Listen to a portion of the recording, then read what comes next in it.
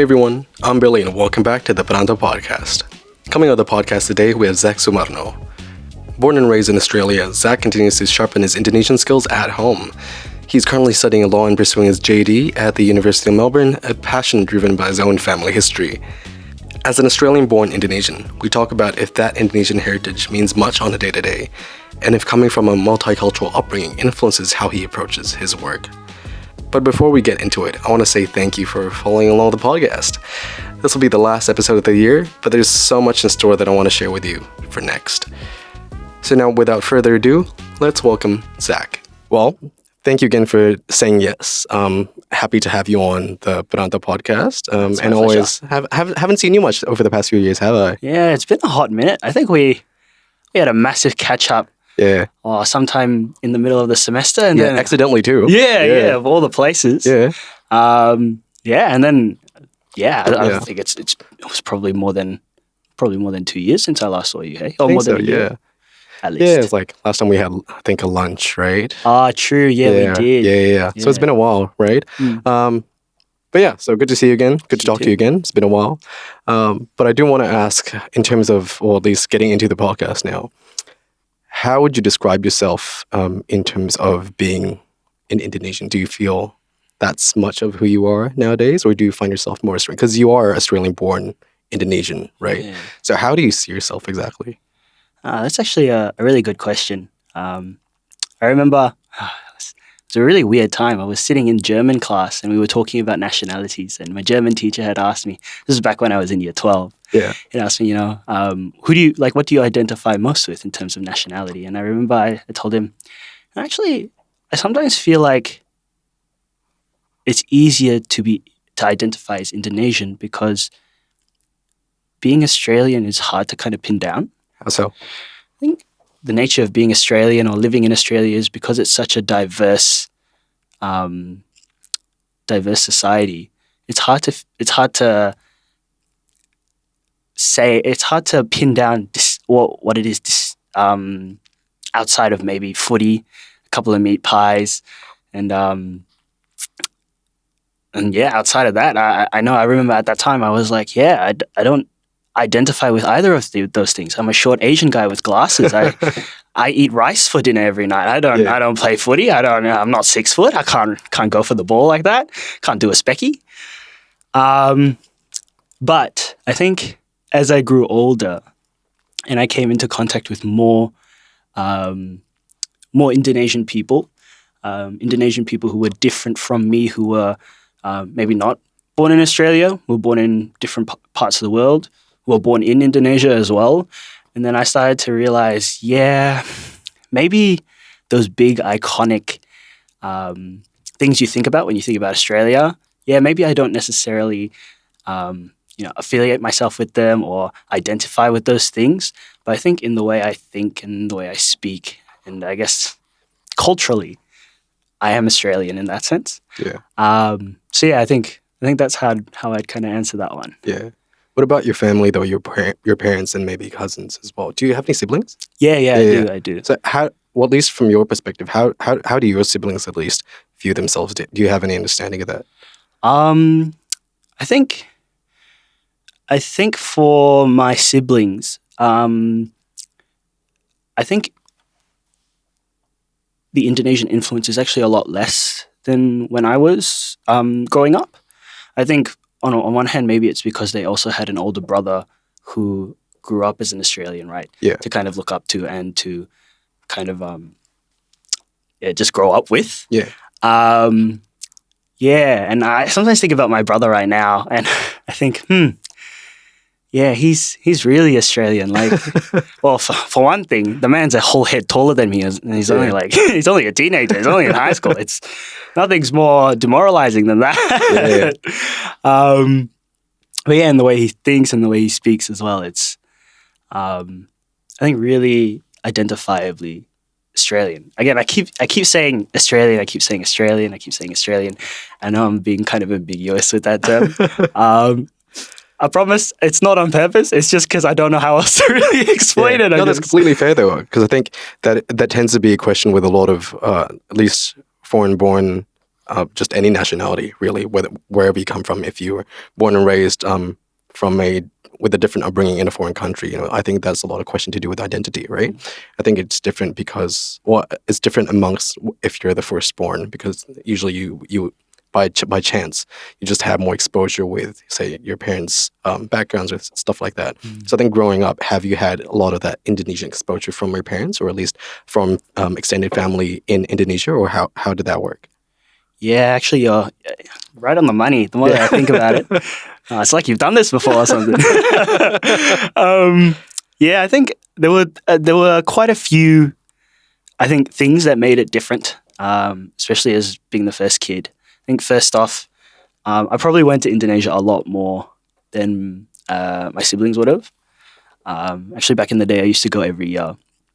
Yeah, I think being in that environment, kind of, understanding what it's like to, be in the sweltering heat in Indo, right? Or, to be stuck in traffic to get to some place that's like only 5 minutes away and be stuck there for a whole 20, 25 minutes, that's very unique. But I think probably the biggest influence and the biggest reason is probably my aunt. She could speak English perfectly fine. It's not like English, she was finding any difficulty in speaking English, but growing up, she would force me to speak Indonesian with her. Yeah. And only in Indonesian. Is she here? Yeah, she is. She is. So it's just, sometimes it's really infuriating because you're like, you understand what I'm saying. You know what I mean. And then all you hear is, ha. Dalam bahasa Indonesia apa? And then you're like, oh, come on, Esa. But again, I guess a lot of this is in hindsight. Yeah. The reality is because of that, I can speak Indonesian now. That forced exposure. Yeah. And I can actually have a passable conversation, kind of. But yeah, I think those two are probably some really big things. Yeah. I think those two. Yeah. Right? And probably you can't say the same for your siblings, right? Or just anyone else sort of brought up with less of an exposure, right? Because like, we're talking about your brother, for example, I would assume he hasn't had that level of exposure in being forced to speak in Indonesian, forced to have a conversation in Indonesian, right? And then growing up, then, those skills are just lost just because of a lack of exposure. And in hindsight, that's something that you've benefited from, right? Like having that being, I guess, forced upon you as a child, but then, well, look at you now. At least you can have a conversation in Indonesian, right? Because even with language, well, the way I see it, at least, and let me know what you think, because the way I see it, at least, is with language, it tends to be a window to a culture, right? Because there's a lot of expressions that you can express in Indonesian that you can't in English, right? 100%. Whether it be specific words being translated to, or say metaphors, or folk tales even, it's like having not having an understanding of that language really prohibits you from understanding more about a culture, right? 100%. And you could probably see that with, well, from your parents who were born and raised in Indonesia, as well as with you who still had some exposure to Indonesia, but just a bit less as compared to your brother as well, which had even less, right? And there's obviously pros and cons to that. But how do you feel then, at least growing up and now, does being Indonesian mean much to you? Well, at least having Indonesian ancestry or heritage, does that mean much to you now?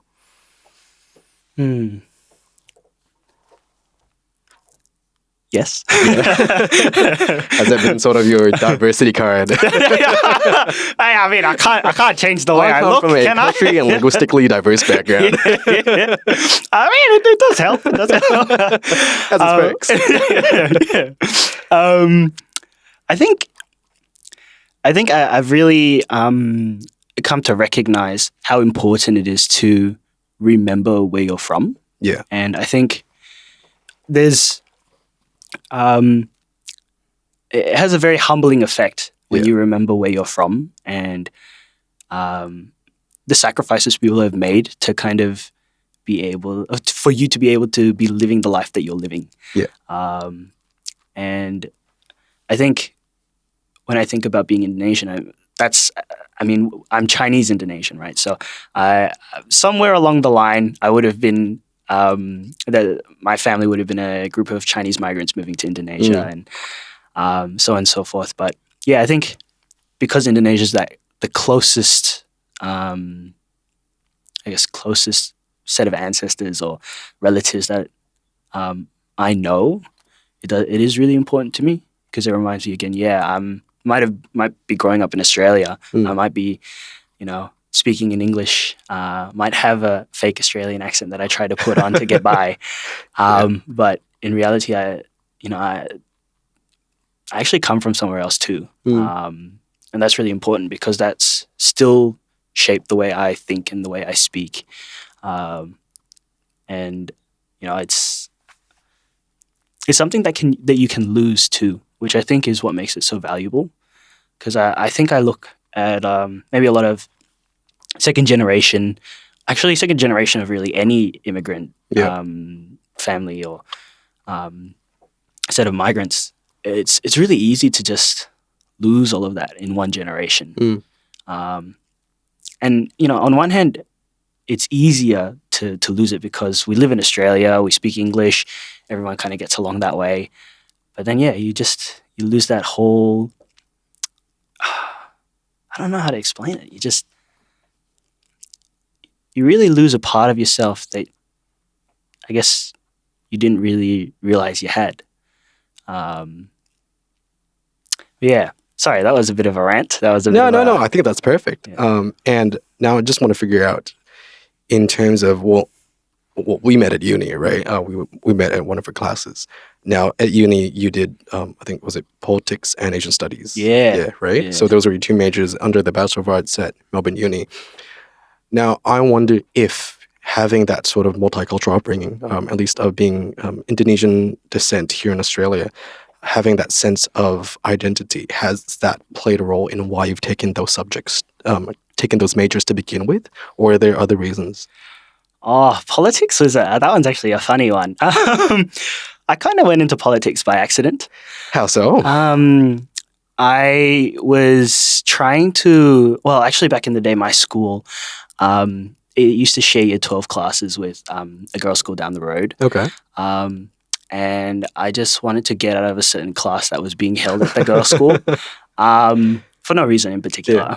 Not to avoid the girls. Oh, no.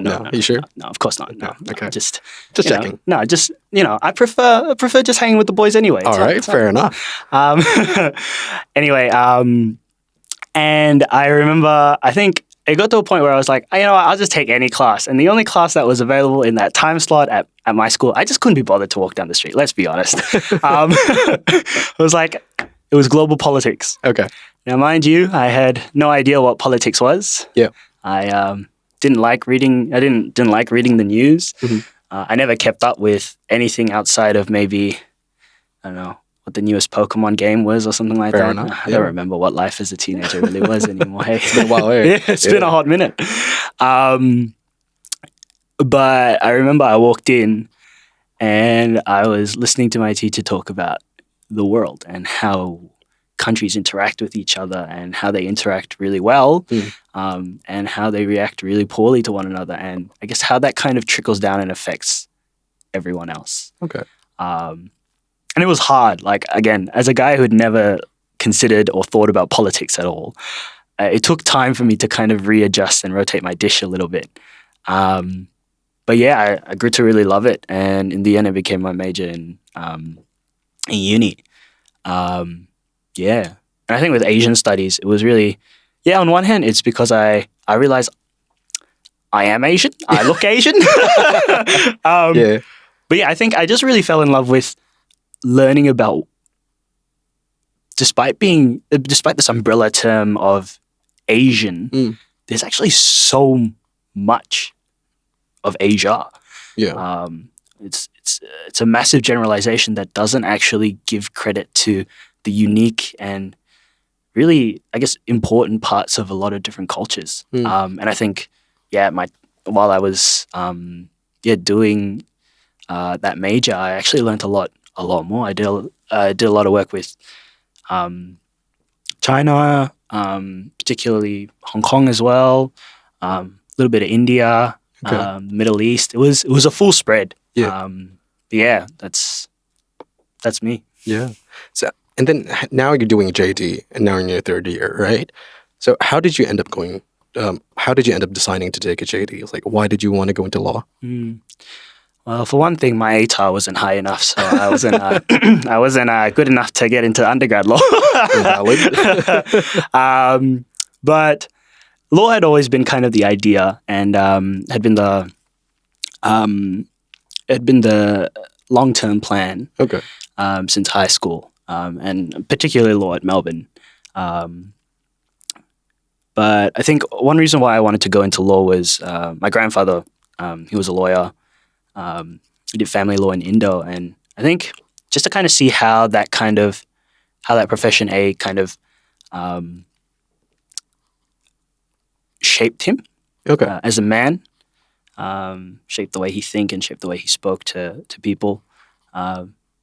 As well as the fact that it kind of, brought him out of poverty as well, kind of made me want to consider it and think about, well, what is the profession really? Yeah. Obviously, Indonesian law and Australian law is very different, but there's a lot of stuff that still overlaps. Yeah. Yeah, and that's really the main reason why I wanted to go into law.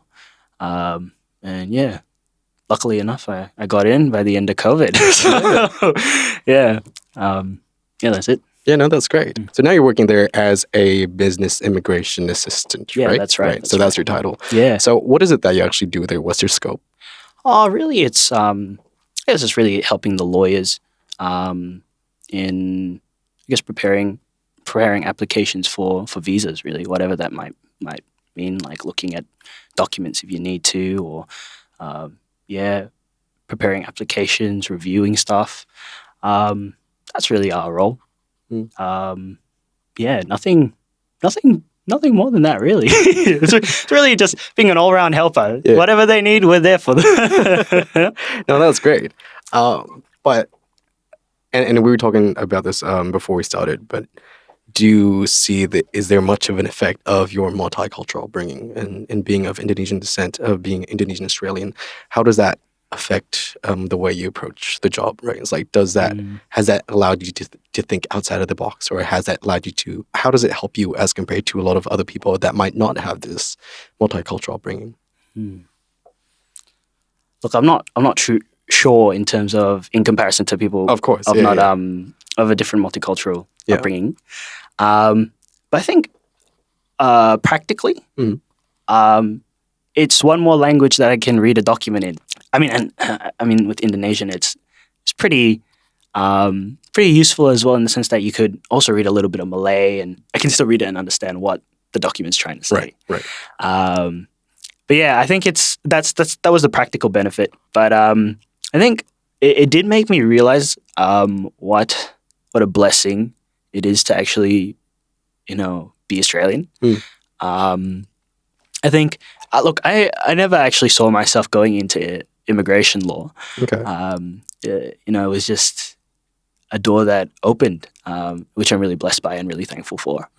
And yeah, no, I've learned a lot at this firm, and over the last, I think it's been almost 2 years now, or more than 2 years. Wow. Must really like the place, eh? Yeah. It's good people. Yeah. It's a good time. Yeah. But yeah, no, it's I think it's really put into perspective, how much of a blessing it is to actually be here, to be able to live here, be able to work here, and then to also be a citizen of Australia too, because it's hard. It's really hard. Yeah. It's nothing like it used to be. It's nothing like my parents' generation or the generation before that. It's been good. I guess speaking of support, do you know if about the challenges or the struggles that your parents have faced, especially at the start, being Indonesian migrants in Australia? It's like, well, if you know their stories, like, how did they end up here in the first place, and why did they decide to stay? I think for my mom, it was actually my grandparents who made the effort to move her over here. My mom studied here. I think she studied out. No, she studied in at RMIT, so it's actually across the road. It's Yeah. great. And well, my dad, it was the same deal actually. His parents sent him over here, and he also studied at RMIT. Is that how they met? No, it wasn't. No. It wasn't. It was actually at a church. Wow. Yeah, my dad was serving out there, and she popped by, was visiting, and the rest is history. Was it like an Indonesian church? Yeah, it was an Indonesian church. Oh, cool. Yeah, Okay. yeah. Yeah. Sorry, what was the question again? I lost it. I got lost in the romance. That's on me. Well, so did they. Yeah. Well, yeah. So at least, well, now we know. They came here as students, and they've just been here for decades now. But especially in those early stages, moving here for the studies, especially at a time when social media or just digital media in general, it was definitely harder to access information. Yeah. One, but on the second hand, it's also harder to find a community because of these, because you don't have these social affordances, right? Because like nowadays, we have a lot of student organizations, everything we can just keep track on social media, everything is available to us, right? And I think that's something that we've taken for granted in this day and age. But especially with our parents' generation, that wasn't a thing, right? So finding a community, finding people that you can connect with was definitely much harder, right? Mhm. So I think my question is like what kind of struggles did they face, especially in those early stages, and settling down here, starting up a family, being in in a place that's really foreign to them. It's like, do you know what kind of struggles they faced? I think, some of the stories they used to tell me was like racism was definitely a lot more prevalent back then. Yeah. It's a bit more blatant. Yeah. But outside of that, I'm not too sure. I think, from my understanding, the church community was definitely a big blessing, especially in Indonesian church community, right? Yeah. I guess you have two things that you share with each person there. But yeah, outside of that, I'm frankly not sure. Yeah. No, nothing just comes to mind at the moment. I'm sure my dad's probably gone on about it at some point, and then I tuned it out. But outside of those things, I'm not too sure. Yeah. Yeah. Well, I guess that's something to talk about over dinner sometime. Yeah. But yeah, and I think it's just I think it speaks volumes in terms of the different experiences that a lot of people face, right? It's like not only different demographics, but different generations and how you've been raised as well, right? So like you have different experiences for your parents and of course your grandparents as well, because they didn't have education here. They came here much older, right? So most of their identity has been formed in Indonesia, right? Understanding Indonesian law, for example, and then coming here. Did your grandfather practice law here as well? Nah. But my grandma's a nurse, and so cool. she did a little bit of a stint. Here, I'm pretty sure. Actually, I think she might have studied here. Honestly, that might be why she got in the first place. But yeah. She, I'm pretty sure she did a bit of a nursing gig here for a bit. But yeah, Grandpa was definitely an Indo. Yeah, most of the time. Yeah, but no, exactly. So like interacting with say patients both in Indonesia and Australia is definitely something really, really different, right? And of course, it also differs between the like suburb demographics or things like that wherever you're located, right? And then now you have your brother, for example, that's quintessentially Australian, really, right? It's like if I asked him the same question, probably how he's been brought up, it's like it's just family upbringing, right? Just like you've been brought up differently than your brother, and that's sort of bore different fruit, right? And both has its pros and cons, right? But how do you see yourself? How do you see your brother fitting in? Just in the community, in school, things like that. Just Australian, basically. I mean, actually, at the moment, he goes to Indonesian church with the rest of the family. Okay. Yeah. So I guess he still gets that exposure there. Yeah. But yeah, I think. Look, I'm not him, so it's really hard to be able to fully, explain it. Yeah. I think it's potentially a generational thing too. I think certain values and I think culture is being shared at an exponential rate, especially by the blessing of social media, right? Yeah, exactly. It's getting to people faster, and I think maybe because it's getting to people faster, maybe to a certain extent, there isn't that room for to be able to kind of adopt or take in that other culture. Because I think when I think about him and me and the differences, because we've got like almost a 10-year gap, so Damn. That's big. Yeah, it's huge. And it's I think when I think about the differences, I always think about the generational difference, because it was a really different time. He grew up with. Oh, what did he grow up with? What did I grow up with? I grew up with a Game Boy. Yeah. Oh, yeah. A little bit after the Nintendo DS Lite, and but I still have the VCR. We still have those. Dial-up modems, those kind of floppy disks. We still have floppy disks around. Granted, though, my dad just likes really old tech, so that might also be the reason why, right? I don't actually. What happened in the 2010s? What movies came out? Was Despicable Me 2010? I think maybe. Was it? I think maybe Pacific Rim. Good movie. It was good. It's good stuff. Good stuff. Yeah, nothing better than just a bunch of robots going around and. Speaking of movies, like, do you keep up with a lot of say, Indonesian movies or just pop culture in general? Actually, one of the biggest ones. Actually, I used to joke around. With my aunt, she's an Indonesian teacher, and the classics were Ada Apa Dengan Cinta,